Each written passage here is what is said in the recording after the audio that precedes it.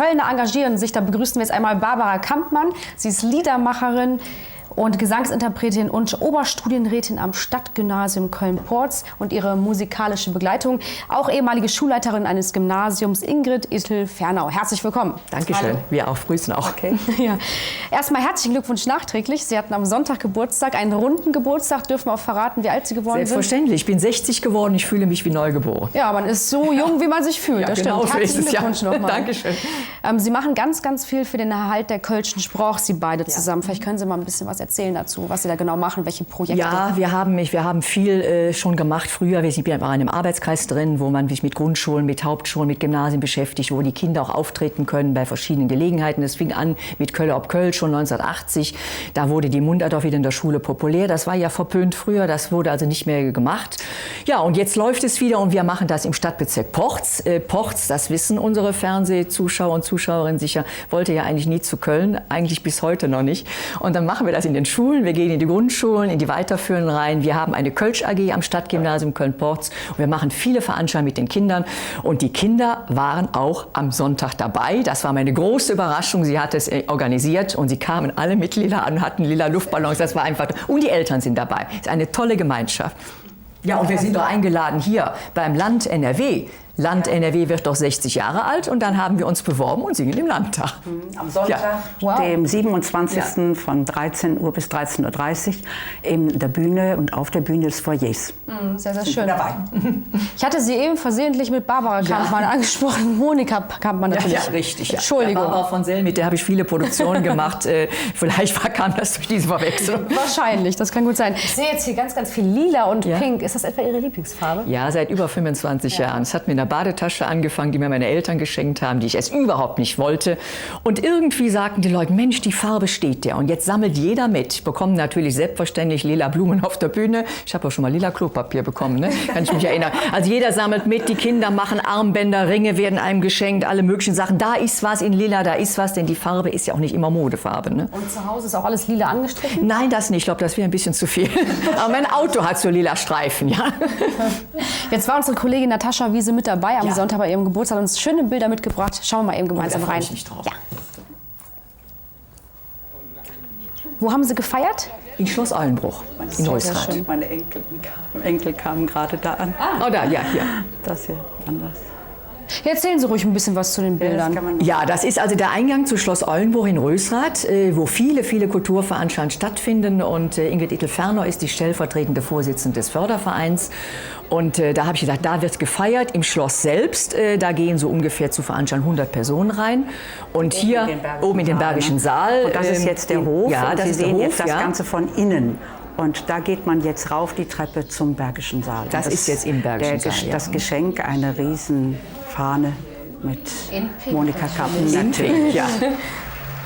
Das hätte was gewusst, hätten wir uns heute auch in Pink gekleidet. Ja, gut, wenn wir nochmal wieder. Das ist Dr. Hilgers hier, der die Laudatio gehalten hat. Der hat auch das Vorwort zu diesem Buch geschrieben, wo sie sicherlich gleich noch drauf eingehen wird. Ja, meine Schwester sehen wir da hinten, einen alten Verehrer. Ach, das ist der kleine Matthias, der Sohn von unserer Gesangslehrerin. Wir nehmen auch Unterricht noch, der ist 8 Jahre alt, hat schon viele Preise gewonnen und hat ein Ständchen gebracht. Ja, das ist witzig, ja. Das ist meine Kollegin Dagmar Darbeck-Völkert, mit der war ich in Esket bei Queen Elizabeth sozusagen. Ich habe da einfach hingeschrieben. Da sind übrigens das die Pens ist die Kölsch AG, die wartet da schon auf ihren Auftritt. Ja, und da hat mich die Queen empfohlen, nach Esket zu kommen und da hatten wir alle so einen tollen Hut an. Wie, das müssen Sie nur mal eben erklären. Die Queen hat Sie eingeladen. Also jedes Jahr, ich bin ein absoluter Musical-Fan und My Fair Lady war das erste Musical, was ich damals so bewundert habe. Und dann war es ja dieses Pferderennen, besonders am Lady Star, tragen die Frauen dann alle diese tollen Hüte. Und ja, und in der Zeitung stand einfach, war ein Bild abgebildet, denke ich, mein Hut ist eigentlich viel schöner. Und den hat mir meine Kollegin geschenkt. Und dann habe ich da einfach mir ein Herz gefasst, wer nicht wagt, nicht gewinnt. Habe an den Buckingham Palace geschrieben, an Queen höchstpersönlich und ich bekam Antwort und ich wurde empfohlen an die Deutsche Botschaft und landete dann mit meiner Kollegin in der Royal Enclosure. Und das war wirklich ein Erlebnis, das war toll. Ist ja ein Festjahr. Ich sage Ihnen ja nicht nur das, wir haben 12 Jahre auf Bayreuth gewartet, wir haben jetzt den Ring gesehen. Also man muss einfach wagen und dann geht das auch. Das vergisst man niemals. Nein, nie. Und haben Sie die Queen auch persönlich kennengelernt? Nein, nicht. Ich habe aber sie vorbeifahren sehen und oben in der Loge haben wir sie dann natürlich. Ich habe sie gesehen 1964 oder 65 war es. Da kam sie hier in Köln an. Damals war Theo Braun noch Oberbürgermeister und ich war auf der Ursulinenschule und wir durften alle hingehen und haben Fähnchen geschwungen und haben sie dann. Und das Bild habe ich natürlich beigelegt. Ich musste ja irgendwo mir auch Sachen beweisen, ja, dass ich gerne dahin wollte. Jetzt haben Sie eben im Beitrag schon dieses Buch angesprochen. Das zeigen wir mal eben. Vielleicht geben Sie einfach mal rüber, dann zeige ich es mal eben in die Kamera. Vielleicht können Sie kurz erklären, um was es sich da genau handelt. Also, das ist ursprünglich eine Arbeit in der Kölsch-Akademie. Es gibt ja hier in Köln die Akademie für uns Kölsche Sprach. Und einer, der also auch länger im Schuldienst war und jetzt was Neues machen wollte, nachdem er pensioniert war, hat sich überlegt, da die Sprache genauer zu lernen. Und nach 4 Semestern auch ein Examen gemacht und anschließend darf man eine Diplomarbeit schreiben.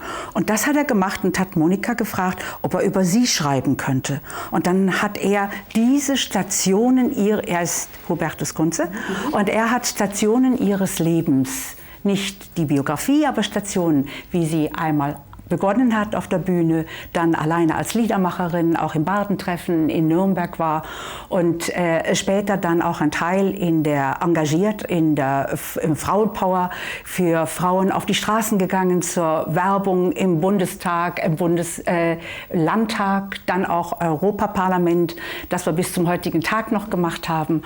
Und dann das nächste, das ist so ab 1993, da arbeiten wir zusammen, zunächst ich weniger, sie mehr. Und jetzt engagieren wir uns beide in gleicher Weise, indem wir die Konzerte machen, und zwar wesentlich kölsche Mundart, aber auch hochdeutsche Lieder. Und je weiter wir von Köln sind, umso mehr hochdeutsche Lieder singen wir dann oder übersetzen sie zunächst. Und wenn dann die kölschen Lieder gesungen werden, nach dem hochdeutschen Text, dann können viele es verstehen.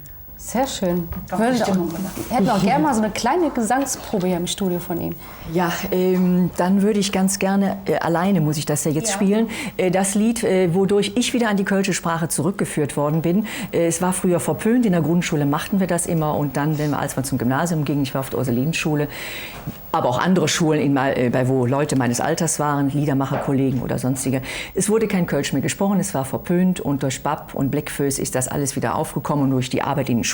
Und das erste Lied, wodurch ich an die Sprache wieder zurückgeführt habe und ans Lied, heißt Altkölle. Es ist ein Lied Ende des 19. Jahrhunderts entstanden. Der Text ist von Peter Berchem. Es schildert die Situation in Altköln mit den kleinen Häuschen und ein wunderschönes Stimmungsbild und Gerold Kürten hat es vertont. Et wore jesje krumm und schmal, worin ich tonje blewe. Sie pflaster war wie Birch und Dahl und rund und glatt je Refe.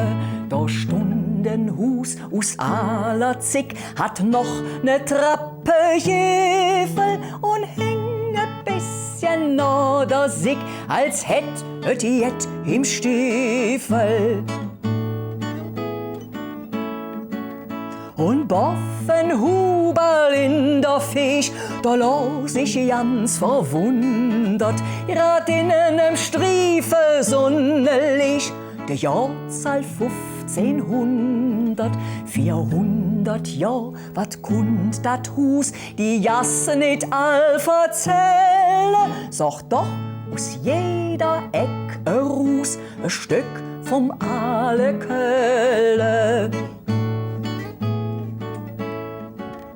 Und wie ich da so stund und dach alllängst vergangene Züge, wie Bürger stolz und Ritter sprach, ich sah vorüber schräge.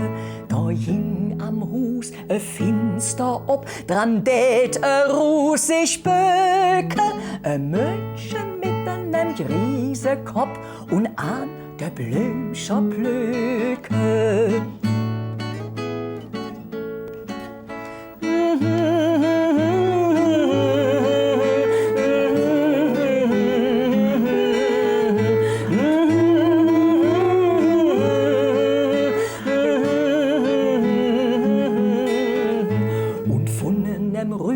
Knopf und Blatt, viel mehr verwelkt so Füße, Altkölle lädt, so war et Rat zum Abschied noch ins Größe. Herrlich, sehr schön.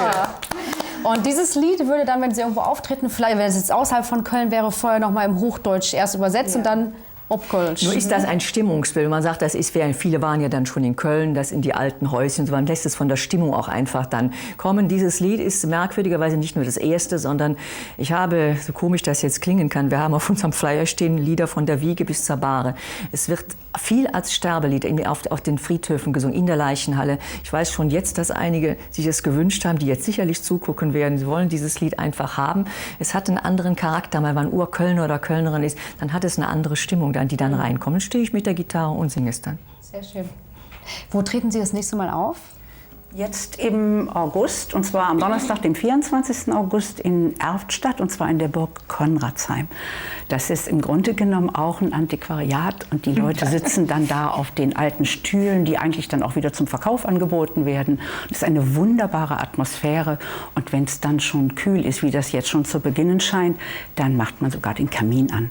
Und das ist also wunderbar. Ja, und dann das ist sehr schön. Am 22. Oktober, Ja. die 30 Jahre, das ist dann The Best Of, wo wir auch eine CD zu rausbringen. Und Alexander Kassen bietet uns jedes Jahr einmal das Forum und da freuen wir uns jetzt schon riesig drauf. Unter dem Titel von Jahr zu Jahr und auch unter dem Titel Jede Dag ist ein Geschenk. Und dann ist ein ganz Geschenk. interessant, der Heimatverein Altköln, der wird am 13. November im Senatshotel einen Liederabend veranstalten. Die machen jedes Jahr einen Liederabend. Ludwig Sebus, als er einen runden Geburtstag hatte, hat dann auch den Liederabend. Andere Interpreten singen. Und von mir hat noch kein Mensch meine Lieder gesungen, unsere Lieder gesungen. Und da bin ich sehr gespannt drauf, wer es macht und wie es rüberkommt. Jetzt sprechen wir jetzt über die Musik, aber Sie haben auch schon jede Menge Auszeichnungen bekommen. Ja. Ne? Vielleicht können wir das noch ansprechen. Oh ja, also ich habe den Rheinlandtaler bekommen, der wird einem vom Landschaftsverband gegeben für Auszeichnung, wenn man sich um Brauchtum sehr bemüht hat, Mundart an Schulen und wo auch immer. Dann habe ich die Medaille bekommen, das Bundesverdienstkreuz teilt sich ja in 3 Sparten, die Medaille. Für Mundart und Frauenpower in diese Richtung. Ja, ich habe jetzt ganz neu, von der Akademie für den Kölschen Sprach, die große Medaille von Kölschform, Roswitha Köln war schon bei Ihnen, die hat ebenfalls eine Auszeichnung. Ich weiß es nicht, ich freue mich über jedes, was kommt, besonders wenn Frauen es kriegen. Es werden so oft Männer geehrt und dann nehme ich das sehr gerne an. Ich habe jetzt noch, Ende Juli war es in Schloss Ollenbruch in Rösrath, da gibt es immer ein Rosenfest, das ist Samstag und Sonntag und da wird immer einer Frau eine Rose überreicht, die wird dann eingepflanzt und ich hatte die große Auszeichnung, diese Rose zu bekommen. Es war natürlich lila, ist ja logisch. Ich weiß noch nicht, warum die Rose, die heißt William Shakespeare. Also wir wissen noch nicht die Beziehung zu Lila und William Shakespeare. Das müssen wir noch rausarbeiten. Ich stehe auf jeden Fall neben Frau Happ. Leute, die kümmern sich drum. Ich habe Ja, gestern ja, schon ja, gehört. ja, hast du sie sucht schon nachgefragt, die ja. Texte. Ja, sie sucht schon Ich stehe raus. also neben Frau Happ, wir blühen zusammen auf und das war ein wunderschönes Erlebnis. Das Einzige, was schwierig war, wir waren gerade in Bayreuth und mussten dann an dem Sonntag mal eben hin und zurückfahren. Aber das macht ja nichts. Das ist das Fest ja im Grunde genommen. Sie können sich freuen, wenn Sie irgendwann mal dann 60 haben. Sie haben ja noch lange Zeit. Aber es ist nicht schlecht, älter zu werden. Ja, Sie haben ich denke, Erfahrung und Sie jedes sehen dann, wenn Sie Alter so hat fit seine sind. Vor- und Nachteile. Toll, Ne? ganz Eben, toll, eben. ganz toll. Man muss immer nur positiv denken. Das genau ist richtig, ja. So ist Ja, es. vielen Dank an Sie beide, auch dass auch noch viele Auszeichnungen mit dazukommen. Vielen Dank für den Auftritt bei uns und vielen Dank auch für viel Spaß bei den nächsten Auftritten vielmehr. Und Dankeschön. Das war schön bei Ihnen. Danke. Dankeschön. Ja, für uns Danke. ebenfalls. Dankeschön. Dankeschön. Ja, wir machen jetzt ein kleines Päuschen. Danach wird Kollege Simon Beisheim noch bei uns sein. Heute ist ja die große Einschulung, der große Einschulungstag in Köln und in der Region. Und Simon war mal an der Albert-Schweitzer Grundschule in Weiden unterwegs, wo er selbst vor 20 Jahren eingeschult wurde. Und Schultüten hat er geklaut. Hat er nie. Bis gleich. Bis gleich.